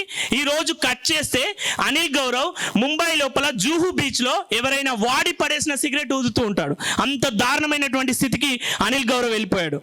కానీ సచిన్ టెండూల్కర్ ఒక సామాన్య కుటుంబంలో పుట్టి అంతులేని శిఖరాలను అవలీలగా అందుకున్నటువంటి అసామాన్యుడిగా మారాడు సచిన్ టెండూల్కర్. ఆయన అనుకున్నటువంటి ప్రతిదీ కూడా అతని యొక్క కెరియర్ ఏదైతే ఉందో Bharat Ratna, demi God of cricket గా అతని యొక్క జీవితాన్ని ఎండ్ చేశాడు. కాబట్టి సచిన్ టెండూల్కర్ దగ్గర ఉన్నటువంటిది ఏంటి అని అంటే ఓన్లీ డిసిప్లిన్, క్రమశిక్షణ. మన జీవితం లోపల కూడా క్రమశిక్షణ మనల్ని అద్భుతమైన మార్గం వైపు నడిపిస్తుంది. క్రమశిక్షణ ఒక్కటి ఉంటే మనం అనుకున్నటువంటి విజయాలన్నీ సాధించగలుగుతాం. చాలా వరకు January 1st రిజల్యూషన్స్ రాసుకుంటారు. నేను ఈ రోజు నుంచి జిమ్కి వెళ్తాను, ఇంతసేపు మెడిటేషన్ చేస్తాను, నేను ఇలా చేస్తాను, అలా చేస్తాను, రిజల్యూషన్స్ ఉంటాయి. January 1st ఓకే చేస్తాం, సెకండ్ నాడు కొంత తగ్గుతుంది, థర్డ్ నాడు ఇంకా కొంత తగ్గుతుంది, ఫోర్త్ నాడు ఇంకా తగ్గుతుంది, ఇట్లా తగ్గుతూ వస్తుంటుంది. కానీ మన లోపల స్వీయ క్రమశిక్షణ ఉందనుకోండి 100% మనం అనుకున్నటువంటి విజయాలు మనం సాధించగలుగుతాం. నెక్స్ట్ ఈ for effective presentation. Effective presentation is the weapon of 21st century. 21st centuryలో వెపన్ ఏదైనా ఉంది, ఒక సాధనం ఏదైనా ఉంది, ఒక ఆయుధం ఏదైనా ఉంది అంటే ఎఫెక్టివ్గా ప్రజెంట్ చేయాలి. నిజంగా ఇక్కడ ఒక అద్భుతమైనటువంటి క్షేత్రం. ఇక్కడ మనందరినీ కూడా గ్యాదర్ చేసేందుకోసం అంటే మనం ఇక్కడ చాలా విషయాలు తెలుసుకుంటున్నాం. ఈరోజు మనకి చాలాసార్లు విలేజ్లలో కొన్ని గొడవలు జరుగుతుంటే పెద్ద మనుషులను పిలిపిస్తుంటారు. ఎవరిని పిలిపిస్తుంటారు? ఎవరైతే బాగా మాట్లాడతారో వాళ్ళని పిలిపిస్తుంటారు. ఎందుకు వాళ్ళని పిలిపిస్తారు అంటే వాళ్ళు బాగా మాట్లాడగలుగుతారు కాబట్టి. మాట్లాడడం అనేటటువంటిది ఒక కళ, అక్కడ నేర్చుకుంటూ ఉంటారు. సో ఇవన్నీ కూడా ఇక్కడ మనకి నేర్పిస్తున్నారు. ఎలా నిలబడాలి, ఎలా మాట్లాడాలి, ఎలా జెస్చర్స్ ఇవ్వాలి, ఎలా ఐ కాంటాక్ట్ ఫేస్ చేయాలి, ఇవన్నీ కూడా మనం ఇక్కడ నేర్చుకుంటున్నాం. Effective presentation is the weapon of 21st century. చాలా సమస్యలకి మాట్లాడడంతో చాలా సమస్యలు పరిష్కారం అవుతుంటాయి. మా దగ్గరకు వస్తుంటారు కొందరు, భార్య చెప్తుంటుంది, ఏమని చెప్తారంటే సార్ మా ఆయనకి 100 సార్లు చెప్పినా సార్ అసలే అర్థమైతలేదు. నేనంట అరే 100 సార్లు ఎందుకు చెప్పినావమ్మా, ఒకటేసారి చెప్పు అర్థమయ్యేటట్టు. ఒక్కసారి చెప్తే సరిపోతుంది కదా అర్థమయ్యేటట్టు, 100 సార్లు చెప్పడం ఎందుకు అంటే ఎఫెక్టివ్ కమ్యూనికేషన్. లిజనర్ ఎలా వింటాడు అండ్ చెప్పే స్పీకర్ ఎలా చెప్పాలి అనేటటువంటిది కూడా ఒక కళ. అలాంటి ఎఫెక్టివ్ ప్రజెంటేషన్ అనేది చాలా అవసరం. రీసెంట్లీ నేను ఒక ప్యారెట్ కొన్నాను. ప్యారెట్ ఏదైతే ఉందో నేను ఇంటికి పంపించేశాను. 10 లక్షలు పెట్టి కొన్నాను. 16 భాషలు వస్తాయి. మా ఆవిడ మంచి భోజన ప్రియురాలు. యాక్చువల్గా చెప్పాలంటే నేను శాకాహారినే, కానీ మా ఆవిడ ఆ ప్యారెట్ని కోసి కూర వండేసింది. బేసికల్గా నేను సైకాలజిస్ట్, నాకు ఎప్పుడు కోపం రాదు. కానీ ఇంటికి వెళ్ళిన తర్వాత వేర్ ఇస్ మై ప్యారెట్ అంటే ఆ ప్యారెట్ తీసుకొచ్చి ఇచ్చింది. ప్యారెట్ ఫ్రై, ఇగో ఫ్రై అయిపోయింది అని చెప్పేసి. అరే 10 లక్షలు పెట్టి కొన్నా, 16 భాషలు వస్తాయి, ఈ రామచిలకని చంపేశావు కదా అన్నప్పుడు అయితే ఏంటి అని అంటుంది. ఓ మై గాడ్, నాకు ఇక కోపం పెరిగిపోయింది. ఇంతకుముందు నేను చెప్పాను కదా, యాంగర్ స్కేల్ 5, 6, 7, 8, 9 అలా పెరుగుతూ వచ్చింది. అరే నీకు అర్థమవుతుందా, 10 లక్షలు పెట్టుకున్నాను 16 భాషలు వస్తాయి అని చెప్పేసి అన్నాను. అయితే ఏంటి అని అంటుంది. అరే నీకు ఎలా చెప్పాలి, 10 లక్షలు పెట్టుకున్నాను 16 భాషలు వస్తాయి అన్నప్పుడు తను ఒక మాట చెప్పింది. అప్పుడు నా మైండ్ బ్లాక్ అయింది. ఆఫ్ కోర్స్ నువ్వు 10 లక్షలు పెట్టుకున్నావు, 16 భాషలు వస్తాయన్నావు. ఎప్పుడైతే నేను మెడపైన కత్తి పెట్టి కోసే సమయంలో ఒక్క భాషలో మాట్లాడలేదు. నన్ను చంపొద్దు, మీ ఆయన 10 లక్షలు పెట్టుకున్నాడు, నాకు 16 భాషలు వస్తాయి, నేను మాట్లాడేందుకు మీ ఇంటికి వచ్చాను అని చెప్పుంటే బ్రతికేది కదా అని చెప్పేసి తనకు మాట చెప్పింది. So effective presentation is the weapon of 21st century. Expression is the best way of impression. Express చేయడం ఎప్పుడైతే వస్తుందో 100% మనం ఇంప్రెస్ కాగలుగుతాం. సో ఎక్స్ప్రెస్ చేయడం నేర్చుకోవాలి. And last but not least, ever focus on your goal. మీ లక్ష్యం పైన ఫోకస్ చేయండి. మీ లక్ష్యం పైన ఎప్పుడైతే ఫోకస్ చేస్తామో 100% మన లైఫ్ వేరే విధంగా ఉంటుంది. ఒక కుర్రాడు, చాలా ఆర్డినరీ మిడిల్ క్లాస్లో జన్మించినటువంటి ఒక కుర్రాడు ఎవరైతే ఉన్నారో, ఇలాంటి క్లాసెస్ అటెండ్ అయ్యేవాడు, మసీద్ లోపల క్లాసెస్ అటెండ్ అయ్యేవాడు. ఒక చిన్న విలేజ్ లోపల ఆయన కూర్చుండేటప్పుడు కింద కనీసం ఫ్లోర్ కూడా లేదు. ఆయన కూర్చుంటే ఆ నెక్కర్ తడిచిపోయేది. కానీ ఆయనకి చాలా ఇష్టం ఇలాంటి మాటలు, ప్రేరణాత్మకమైనటువంటి మాటలు వినాలని చెప్పేసి. అలా విన్న తర్వాత అతను ఒక లక్ష్యాన్ని నిర్ణయించుకున్నాడు. ఆకాశాన్ని అందుకోవాలి, చందమామను ముద్దాడాలి అని చెప్పేసి అనుకున్నాడు. అలా అనుకున్న తర్వాత నేను పైలట్ కావాలి అని చెప్పేసి ఒక లక్ష్యం పెట్టుకున్నాడు. పైలట్ కోసం ప్రయత్నం చేశాడు. ఎప్పుడైతే ఆయన ఒకరింటికి వెళ్తే, వాళ్ళ యొక్క మాస్టర్ వాళ్ళ ఇంటికి వెళ్తే, వాళ్ళ వైఫ్ ఆయన ఒక చాలా తక్కువ కులానికి చెందినవాడు అని చెప్పేసి పసుపు నీళ్ళు చల్లుకుంటే ఆ పసి హృదయం గాయపడింది. కానీ ఏమీ అనలేదు. ఆయన ఫోకస్ అంతా కూడా ఆయన లక్ష్యం పైనే ఫోకస్ చేశాడు. అలా ఫోకస్ చేశాక అతను అనుకున్నటువంటి లక్ష్యాన్ని అతను సాధించలేకపోయాడు. కానీ నా యొక్క జన్మకు ఒక పరమార్థం ఉంది, నా జన్మకు ఒక కాజ్ ఉంది. ఇంతకుముందు చెప్పాను కదా, అడాప్టివ్, నా లైఫ్కి ఒక పర్పస్ ఉంది అని చెప్పేసి గ్రహించి ఆయన మిసైల్స్ పంపడం స్టార్ట్ చేశాడు. మిసైల్ మీద మిసైల్, అలా మ్యాన్ ఆఫ్ మిసైల్ అయ్యాడు. అతడే భారతీయ గగనతల గీతాలాపన సృష్టికర్త, కోటాను కోట్ల స్ఫూర్తి ప్రదాత డాక్టర్ ఏపీజే అబ్దుల్ కలాం గారు. ఒక్కసారి ఆలోచిద్దాం. అబ్దుల్ కలాం గారు ఎప్పుడైతే తను భారత రాష్ట్రపతి అయిన తర్వాత వాళ్ళ రామేశ్వరం విలేజ్కి వెళ్ళినప్పుడు, అక్కడ విలేజ్ మొత్తం కూడా ఇలా తోరణాలు కట్టుకొని, స్వాగత తోరణాలు కట్టుకొని ఆహ్వానించాయి ఆ పసుపు నీళ్లు చల్లుకున్న వారి కుటుంబంతో సహా. ఎప్పుడైతే ఆయన వెళ్తుంటే కలాం గారు ఒక్కసారి ఇటు చూస్తే సరిపోతుంది, మా జన్మ ధన్యమైతుంది అని చెప్పేసి వాళ్ళు భావించారు. ఒక్కసారి అర్థం చేసుకుందాం. అంటే మన జీవితం లోపల మన యొక్క ఫోకస్ ఎంత అద్భుతంగా ఉంటే మనం అంతవరకు మనం చేరుకోవచ్చు. Last but not least, G for gratitude. What is gratitude? కృతజ్ఞే నాస్తి నిష్కృతి. మానవ జన్మకి ప్రతి ఒక్కసారి కూడా మనం గుర్తుంచుకునేటటువంటిది ఏంటి అంటే కృతజ్ఞత. మనం ఎప్పుడైతే కృతజ్ఞత తెలియజేస్తామో అప్పుడే మన జీవితం లోపల మనం అద్భుతాన్ని ఆస్వాదించగలుగుతాం. లాస్ట్ ఒక్క 5 minutes, ఓన్లీ ఒక 2 minutes మనందరం కూడా జస్ట్ ఒక ఇమాజినేషన్, అందరం కూడా దయచేసి కళ్ళు మూసుకుందాం. It's not like a meditation, just నేను చెప్తున్నటువంటి ఇన్స్ట్రక్షన్స్ని ఇమాజినేషన్ చేసుకుందాం. ఒక్కసారిగా జస్ట్ ఇమాజిన్ యువర్ సెల్ఫ్. మీరు ఒక ప్రశాంత వాతావరణంలో కూర్చున్నారు. మీకు ఒక ఫోన్ కాల్ వచ్చింది. ఒక ఫోన్ కాల్ ఏదైతే ఉందో ఆ ఫోన్ కాల్ రాగానే దయచేసి ఇంటికి రండి అని చెప్పేసి ఆ ఫోన్ కాల్ యొక్క సారాంశం.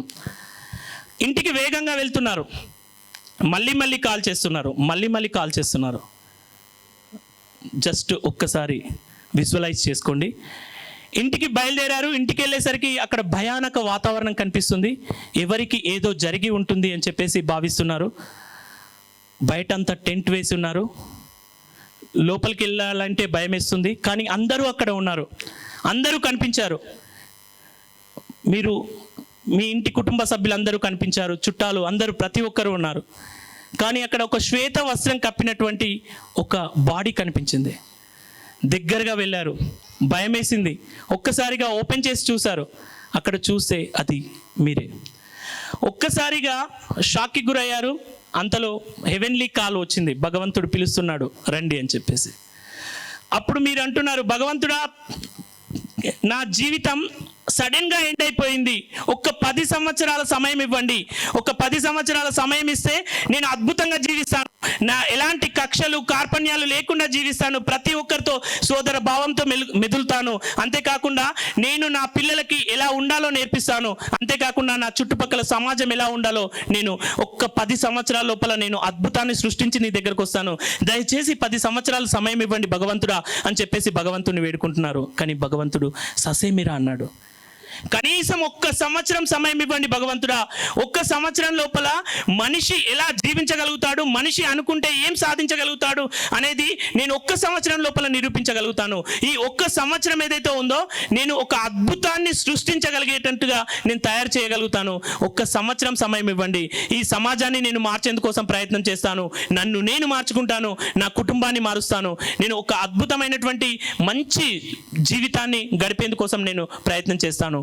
ప్రతి ఒక్కరు కూడా విధాయక దృష్టికోణంతో చూసే విధానంని నేను అలవరుస్తాను. ప్రతి ఒక్కరు కూడా పాజిటివ్ మైండ్ సెట్తో ఉండేలాగా నేను చేస్తాను. ఒక్క సంవత్సరం సమయం ఇవ్వండి భగవంతుడా, నాలాగా ప్రతి ఒక్కరిని నేను తయారు చేస్తాను అని చెప్పేసి భగవంతుని వేడుకుంటున్నారు. కానీ భగవంతుడు ససేమిరా అన్నాడు. కనీసం ఒక్క నెల రోజుల సమయం ఇవ్వండి భగవంతుడా అని చెప్పేసి భగవంతుని వేడుకుంటున్నారు. కానీ భగవంతుడు ససేమిరా అంటున్నాడు. కనీసం ఒక్క వారం రోజుల సమయం ఇవ్వండి. వారం రోజుల లోపల నేను ప్రేమతో హృదయంతో మాట్లాడడం ఎలా ఉంటుందో నేను ప్రాక్టికల్గా చేసి చూపిస్తాను. అంతేకాకుండా ప్రతి ఒక్కరిని ఎలాంటి ఆపేక్ష లేకుండా నేను ప్రతి ఒక్కరిని కలుస్తాను. దయచేసి సమయం ఇవ్వండి భగవంతుడా, ఒక్క వారం రోజుల సమయం ఇవ్వండి. నా జీవితం ఇలా ఎండ్ అయిపోయింది ఏంటి అని చెప్పేసి మీరు బాధపడుతున్నారు. అయ్యో నేను చాలా చేయాలనుకున్నాను, నా లైఫ్ లోపల నేను మారి ప్రతి ఒక్కరిని మార్చాలి అని చెప్పేసి నేను కంకణం కట్టుకున్నాను. కానీ ఇలా నా జీవితం ఎండ్ అవుతుంది అని చెప్పేసి నేను అనుకోలేదు. అంతేకాకుండా నా సమాజం లోపల ఒక అద్భుతమైనటువంటి సమాజాన్ని నేను తయారు చేసేందుకోసం నేను ప్రయత్నం చేద్దాం అనుకున్నాను. ఇలా జరిగిపోయిందే అని చెప్పేసి మీరు బాధపడుతున్నారు. అంతలో ఒక్కసారిగా బెడ్ పై నుంచి కింద పడ్డారు. ఒక్కసారిగా భగవంతునికి కృతజ్ఞత తెలియజేసుకున్నారు. థ్యాంక్ యూ గాడ్, ఇప్పుడు నాకు మీరు సమయం ఇచ్చారు. ఒక రోజు ఉంటుందా, ఒక నెల ఉంటుందా, ఒక సంవత్సరం ఉంటుందా, ఒక 10 సంవత్సరాలు ఉంటాయా నాకు తెలియదు. కానీ ఈ రోజు నుంచి నేను ఎలా జీవిస్తాను అని అంటే ఖచ్చితంగా నా వంతుగా నేను పాజిటివ్గా ఉంటూ ప్రతి ఒక్కరిని పాజిటివ్గా ఉండేలా నేను ప్రయత్నం చేస్తాను. థ్యాంక్ యూ గాడ్, భగవంతుడా ధన్యవాదాలు అని చెప్పేసి భగవంతునికి కృతజ్ఞత తెలియజేసుకుంటారు. Slowly rub your hand and put on your eyes. ఒక్కసారి గట్టిగా చప్పట్లు కొడదాం, గట్టిగా చప్పట్లు కొడతాం. సమయం అనేటటువంటి చాలా విలువైనటువంటిది, దాన్ని మనం ఖచ్చితంగా ఉపయోగించుకునేందుకోసం ప్రయత్నం చేద్దాం. Thank you very much sir. So చనిపోయిన తర్వాత వచ్చే ఆ ఒక్క సెకండ్ని ఈ స్టోరీ ఎంత అద్భుతంగా ఇలస్ట్రేట్ చేసింది. ఖచ్చితంగా మనందరికీ ఈ క్షణమే మోస్ట్ ఇంపార్టెంట్ అన్న విషయాన్ని ఈ క్షణం తప్ప నెక్స్ట్ సెకండ్ మీదే మనం ఫోకస్ చేస్తాము. సో ఫోకస్ అనే పదాన్ని, సమయం యొక్క విలువను ఎంత అద్భుతంగా చెప్పారు కదా. గట్టిగా చప్పట్లు కొడదాం సార్కి. అనర్గళంగా అలవోకగా అలా ఒక ప్రవాహం లాగా వస్తూనే ఉంది ఈ జ్ఞానం. వీరికి వచ్చి మాట్లాడాలంటే మనకేమవుతుంది? మరి ఎంత ప్రాక్టీస్ చేసి ఉంటారు? ఆ మాటలు ఒక్కొక్క ఆ క్షణాన్ని సాధన చేశారు వాళ్ళు. ఇక్కడుండి ఇంత జ్ఞానాన్ని పర్టికులర్గా అలా ఒక క్రమశిక్షణతోనూ మీకు అర్థమయ్యేలా చెప్పాలి అంటే దాని వెనకాల కూర్చొని ఎంతో శ్రమ ఉంటుంది. వీళ్ళందరి లైఫ్ ఇక్కడ కనిపిస్తూ ఉంటుంది అనమాట. వెనకాల మనకున్న అన్ని కష్టాలు ఉన్నాయి, వాళ్ళకి అన్నీ ఉన్నాయి. ఆ కష్టాలనే వాళ్ళు సమయాన్ని ఉపయోగించుకున్నారు, సాధన చేసిండ్రు. Thank you very much sir, PSSM తరపు నుంచి మీ అందరికీ. సో మీకు ముఖ్యంగా మళ్ళీ కూడా మీరు రావాలని కోరుకుంటున్నాను. సో చిన్న ఫెలిసిటేషన్ సార్కి గట్టిగా చప్పట్లు కొడతాం. శ్రీహరి గారు, తిరుమల. సో విశ్వతేజ సంస్థ స్థాపించుకొని సో ఇంతమందికి మోటివేషనల్ చేస్తూ జీవిత లైఫ్ కోచ్గా ఉంటూ ఎంతోమందిని కూడా మోటివేట్ చేస్తున్నారు. అందరం మళ్ళీ ఒకటే పదం వింటున్నాం కదా అందరి నోట్లోంచి. What is that word? Focus. ఏమని వింటున్నారు? ఫోకస్. చెప్పండి నాతో పాటు ఒకటిసారి. దృష్టి నిలుపనేని దేవుడు దిగివచ్చు, దృష్టి నిలుపకున్నా నష్టపడును, దృష్టిలోన సర్వ సృష్టి పుష్టంబగు. కాళికాంబ హంస కాళికాంబ.